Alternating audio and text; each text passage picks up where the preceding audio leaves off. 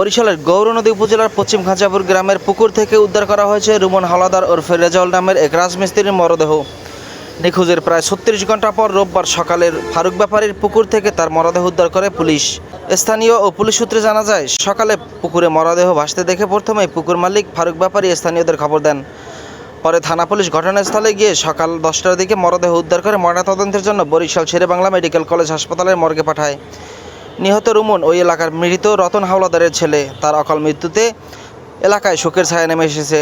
নিহতের স্ত্রী মোহনা বেগম বলেন, প্রায় 9 মাস আগে তাদের বিয়ে হয়। গত 29 মে মামার মৃত্যুর কারণে তারা একসঙ্গে সেখানে যান। দাফন শেষে রুমন নিজ বাড়িতে ফিরে আসেন। এরপর নিয়মিত যোগাযোগ থাকলেও সর্বশেষ শুক্রবার রাত 10টার দিকে তার সঙ্গে কথা হয়। মোহনা আরও জানান, এরপর একাধিক ফোন দিলেও রুমনের মোবাইল ফোন বন্ধ পাওয়া যায়। পরে রুমনের 2 বন্ধু ও চাচিকে বিষয়টি জানানো হয়। এরপর থেকেই নিখোঁজ ছিলেন রুমন।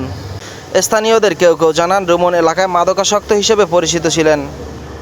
তবে তার মৃত্যুর প্রকৃত কারণ এখনও নিশ্চিত হওয়া যায়নি।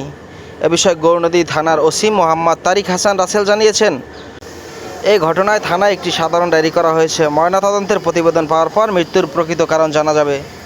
আজকের পেপার নিউজ ডেস্ক। আমি সর্বপ্রথম আগে দেখছি এখানে আর কি পুরোটা জাগে নাই, সামান্য একটু জাগছে, একটা হাতে এই যে মুঠ পায়েন না, আর একটা হাতে এই ব্যাস। এই আমি প্রথম মানুষও বুঝতে পারিনি, বুঝলেন। আমি ফার্স্টে বুঝছি যে একটা বেরেল টেরেল বা পানির প্লাস্টিকের কোনো কিছু পড়িয়া দিচ্ছে। এই এটা কি কারণে মৃত্যুটা হইল এমন কিছু জানেন আপনারা? না, এমন কিছু আমি যে জানি না। আমি ওই ওরে দেখার পর আমি বাড়িতে গেছি অমুকরে পায় না, তাই কি হ্যাঁ আমাকেও একজন মেম্বার আছে সাবেক, হ্যাঁ রে ডাইকে আনছি, হে দেখা আমি আবার তো একটু কমও দেখি।